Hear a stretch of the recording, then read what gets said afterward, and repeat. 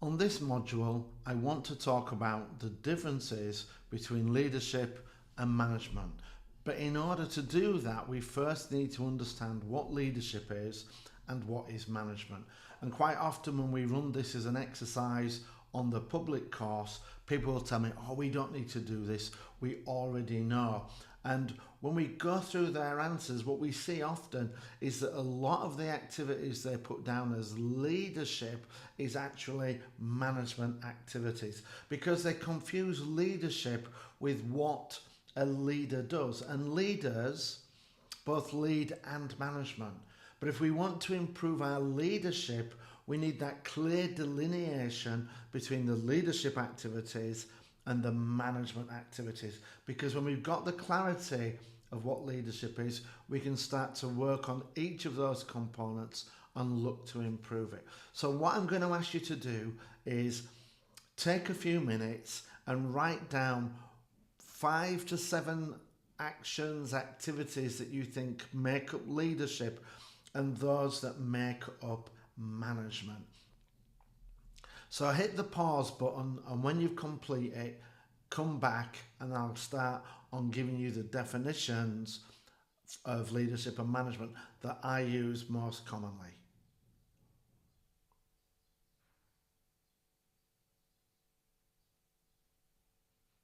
Okay, so glad that you've got your lists. What we're going to do now is we're going to talk about management and leadership, and the definitions that I like to use come from Coons and Posner's The Leadership Challenge book. Now there's a lot of definitions you can find out there, but I like to use these because I think they're simple, clear, concise, and cover the extent of both leadership and management, and are easy for us to remember and to use. So management.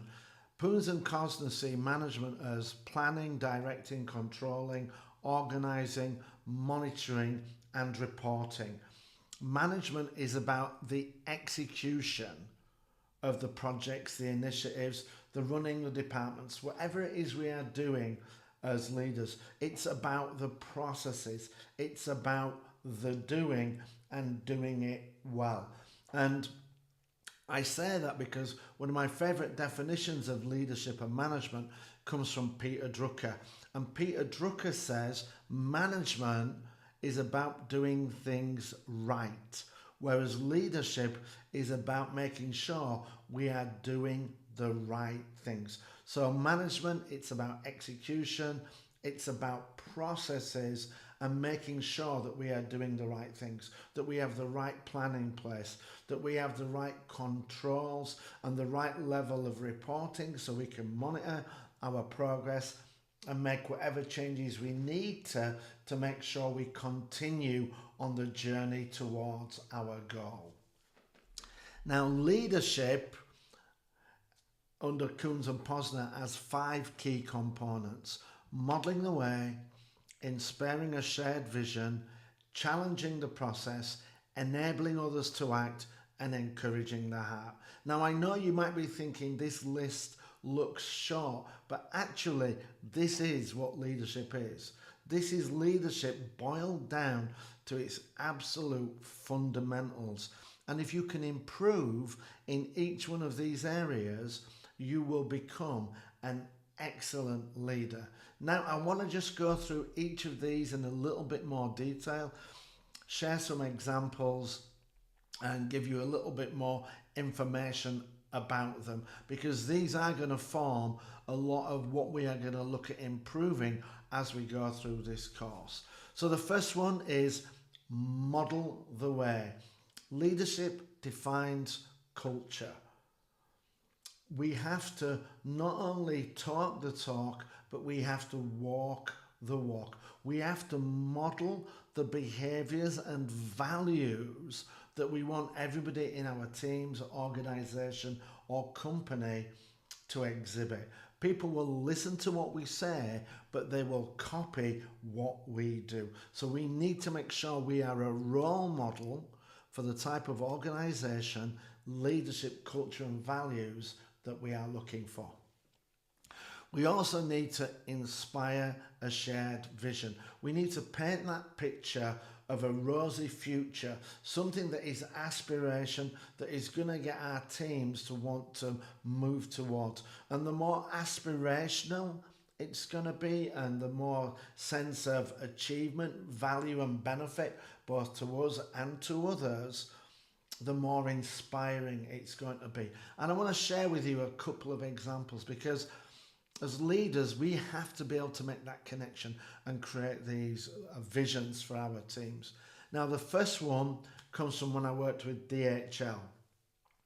And I was involved in a project called Time-Banded Appointments, where we were looking at making our sure that our parcels arrived not only on time, but also at a specific day and time for our customers. And during the project kick-off meeting, the business manager asked us, why did we think we were doing this project? So I put my hand up and I said, to increase profitability. And he said, no, it's not that. Somebody else said, is it to drive revenue? He said, no, it's not that. We asked, is it to increase customer satisfaction? He said, no, it's not that. Okay, well, we don't know what it is. Why are we doing this project? And he waited a moment and then he said, we are delivering this project because there is no Santa Claus. It is our job to make sure that Christmas presents sent by DHL arrive in time for Christmas. It's our job to make sure that birthday presents sent from around the world by uncles, grandparents, family members arrive on a child's birthday, not 2 days later, not a week later, but on their birthday. He said, you would not believe the amount of medication which is shipped by DHL, and it's our job to make sure that that medication arrives when our customers need it, when we can give them the relief that they need to start feeling better. You could have heard a pin drop when he shared that with the team. You could see the energy level and enthusiasm rise. And on that project, people worked weekends, overtime, long hours, evenings to make sure that we delivered that project ahead of schedule and under budget. Why is that? It's because there was an inspiring vision. It was something that they aspired to help deliver presents and medication on time, to help people. It gave us a sense of a greater purpose rather than just profits, revenue, market share. And when you can do that, it's going to help you enlist and enroll people into the vision that you're trying to achieve. Now, a second project I worked on was when I was with Henkel, and our CEO, he wanted to take our profitability, which had been at 10% for 10 years, up to 14%. And as you can imagine, when he mentioned this, we immediately felt that, oh yeah, this is about making our shareholders richer, generating more money for the company owners. But what he actually said to us was, while ever we are at 10% in a market where the average is 14%, we are going to be vulnerable to takeover. Companies are going to look at us, they're going to look at our customers, they're going to look at our profits, and they are going to think that we can do that better. And if we buy that company, we will be able to turn it into a high-performing company and generate more revenue for ourselves. Now, if we can get our profit margin up to 14%, that is going to allow us to generate the revenue that we need to go out and acquire competitors. And if we can get our profit margin up to 14%, that is going to allow us to go out and acquire other companies, which is going to give us the opportunity to grow, which is going to give you more security in your future, more opportunities to advance, get better money, do more interesting jobs. So we have the option of being at 10% where we are prey, or we can get it to 14% where we will be predators. And as you can imagine, everybody wanted to be a predator because nobody wants to be prey. And we could see that by doing this and following him on this vision, we would have more security in our own careers within the company, and also we would be able to move on to bigger and better things as the company grew and possibly earn more money. So that allowed him to get people in line with his vision enrolled, because he aligned his aspirations with our aspirations of wanting to have more security and more opportunity. The third component of the leadership model is about challenging the processes. Management is about making sure whatever we do right. Leadership is about making sure we're doing the right things. It's about pushing the envelope. It's about raising the bar. It's about increasing and improving our performance, because that is what is going to make you a high-performing leader who is attractive to the market. We've got to encourage risk-taking within our teams. We've got to look at new ways of doing things. How can we disrupt the market? How can we do things differently? How can we do them better? How can we improve things? And if we can start to do that, we can start to achieve some really amazing results. One of my favourite stories is about Sir Dave Brailsford, who took over as the performance director for British Cycling. And prior to Dave Brailsford being in charge, we would win the odd medal here and there. But what he said was, if we can improve just by 1%, it's going to have a dramatic impact on our performance. Because if we can improve 1% in each area of what we do, that is going to be transformative. And he even got people taking pillows with them when they travelled, so that when you have your own pillow, you're more likely to get better sleep, which means you'll be fresher in the morning, so that you're going to be able to train and work harder. He got people taking hand sanitizer and using it all the time, because by doing that, it reduced the transmission of germs. People were less often sick, which allowed them to have more training time. And this accumulation of 1% in the bike technology, their training, their sleep, their preparation, over time added up to the point where Great Britain started to win 50% of the gold medals in the Olympic Games. We went from being a country that competed in cycling to being the number one country in cycling. And not only that, when he took over the management of the British Tour de France team, Britain, who had never won the Tour de France in its 100-year history, went on to produce riders who won it 5 years in a row.